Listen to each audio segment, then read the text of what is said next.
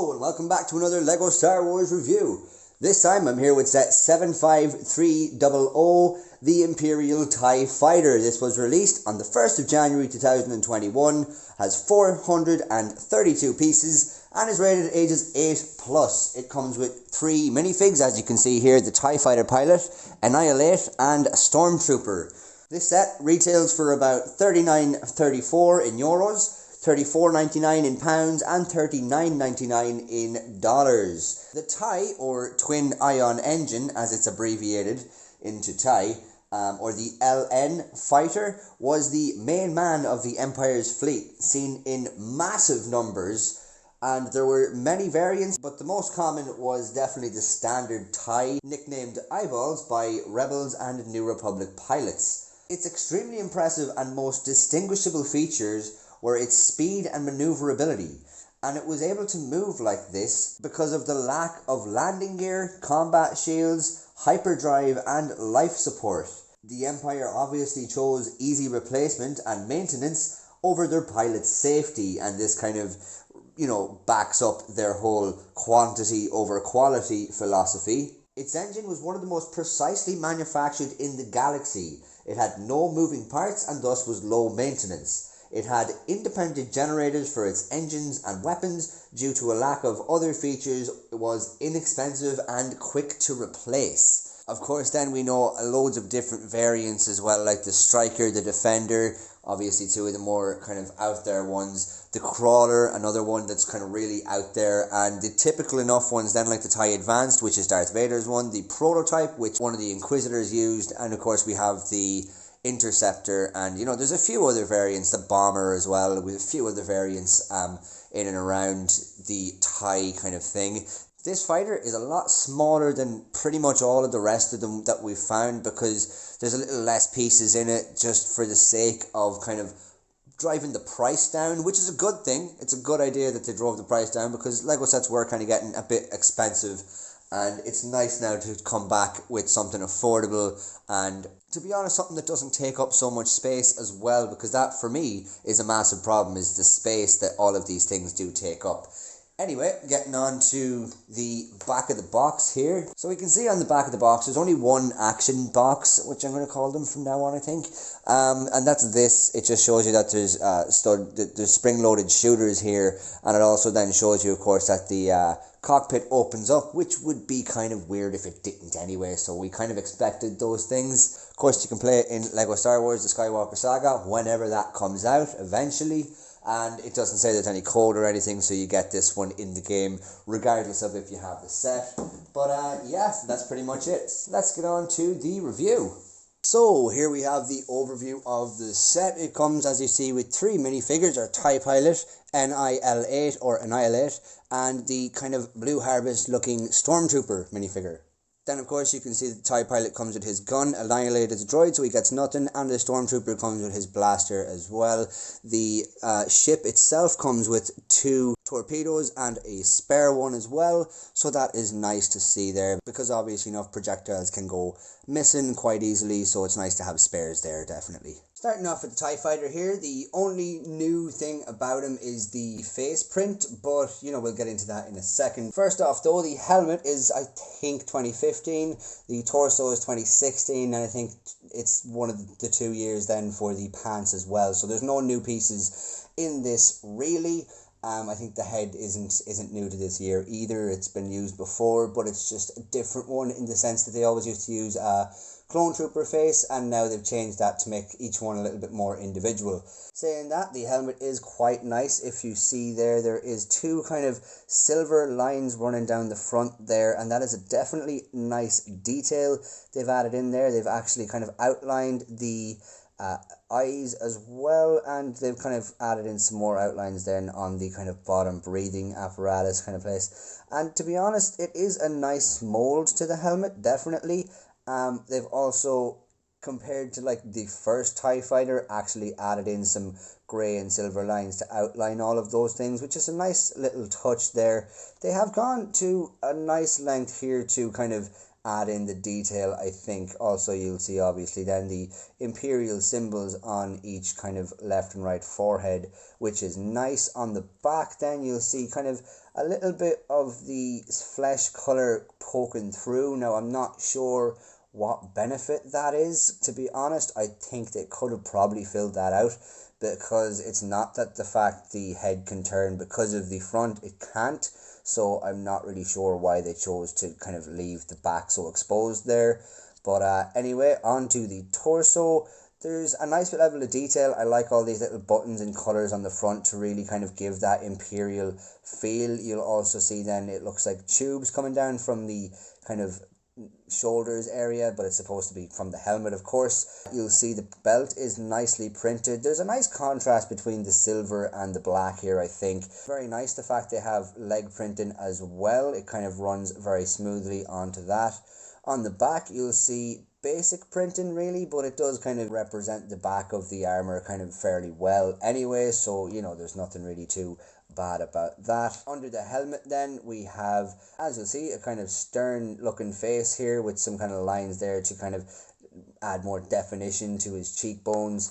And also then you'll see nothing on the back, no need to have anything there really. And of course, as I said, he comes with his gun. I think this is a nice little figure to have, and of course it has to be done when you have a TIE Fighter or any version of it. You have to have a pilot for it. I mean, it's just a no-brainer really. So yeah, happy with this one. Let's move on. Next up, we see Annihilate, Ni-L8, which, you know, spells annihilate. They kind of went about that a little bit cleverly, compared to a lot of other droids where it's just numbers and letters. They've actually made a word out of this one, which is fun. But I think we have gotten this figure before, but I think the main difference on this one is the fact there's colours on the wiring here in the middle, but it does look nice. I mean, it does look very accurate the way it kind of looks robotic, and they also, as the same as the TIE Pilot, have a silver and black contrast working on this one here, which is nice to see. They also have, of course, leg printing, which is also nice. Any extra level of detail is nice there, and pretty much the exact same as the front is the back, with some coloured wires and some kind of, you know, a little bit of detail there with the silver lining. On now to the head mold, which is really nice. I think it's very accurate, and to be honest, it looks really well. I'm not really too pushed on the character itself, but you know, it definitely is a nice representation of him, and I'm happy to get this minifigure because I think it is just for the sake of adding in another figure for like playability sake, and also just to kind of bump up the price slightly, or even just to fill out the set to make it worth that price, because it still was very, very cheap. On now to our Blue Harvest Stormtrooper. He comes with his blaster pistol, of course, and I have to say I'm not a fan. I said in the Mos Eisley Cantina I thought it was one of my favourite, because the muck just kind of makes it look a bit better. This one just all clean. The helmet really shows to be just too bulky. I mean, it's massive, it's like insanely detailed, maybe a bit too much. You know that when you over detail like an animation or something, it starts to look a bit weird, and that's, I think, what they've done here. Saying that, there is still a good level of detail on it, but again, they just went a little bit too far. The body is kind of nice. I mean, I don't really like all these lines under the chest pieces, but they've had that for quite a while. The belt is represented well, and the kind of tummy plate as well is actually quite nice there. If you see, there's quite a level of detail in there. There's they've kind of really went into thought on that. On then to the legs, you'll see pretty much a standard enough print for Stormtrooper. They have one kind of leg difference to the other one, and it's nice to see, but it is kind of minimal at the same time. On the back, you'll see the little backpack thing they have on their armor, a little kind of back to tank, I think, on their back belt. And yeah, that's pretty much it. Under the helmet then, you'll see another face, different to the one that we've seen on the TIE Pilot, which is nice. It's good to give them some kind of distinction there. But this one also looks a little bit kind of maybe angry, just stern or something. But again, it is nice to see them having different faces. Now with the helmet, I will mention that it's kind of molded the newer way as well, where they have two pieces in there, and you know, you take what you want from that. I think it's a really cool technique the way they've done that. And to be honest, when I saw the helmet first in Mos Eisley, And on the keyring that I got, I think I really did like it, but when someone referred to it as the Blue Harvest, Family Guy Blue Harvest helmet, I kind of didn't really get that out of my head, and it really does look like, you know, Peter Griffin in a Stormtrooper suit. But anyway, they did what they can, and it's good to see a new minifigure, but they just kind of missed the mark with this one. And it's not going to be the last time they recreate the Stormtrooper, so I'm not that pushed, but it is just quite ugly. A lot of people think it's quite ugly, and to be honest, I'm now in that boat as well. On now to the TIE Fighter itself. I mentioned earlier it does come with a spare torpedo, so that's nice. It also then, to use the torpedoes, you know, you shoot out the back here, and there is good range on them because they're spring loaded, so they kind of do shoot very far. But you know, it is what it is. Also, I think I've heard someone say that it's the more accurate color for a TIE Fighter's actual proton blasters, but at the same time there is red dots down the bottom of the TIE Fighter, so it is kind of a double-edged sword there. You can like it or hate it, but basically the overall design is okay. It's nice. I mean, it is kind of just a smaller one than the one we've seen from the Solo movie, and that is due to a price cut because they kind of I assume they kind of wanted to bring down the price for kids, and you know, they've done a good enough job with that in the sense that it is swooshable still, and it's kind of sturdy, so if a kid does drop it, it might not shatter into a million pieces. They won't have to be very gentle with it because it is, as I said, sturdy. But the one main problem like a displayer might have is the fact that it's like the wings are small and bulky. They should maybe be about that much higher either side and then half as thin. But you know, like, if you can take them off here with ease, but they are quite like thick, if you see that there.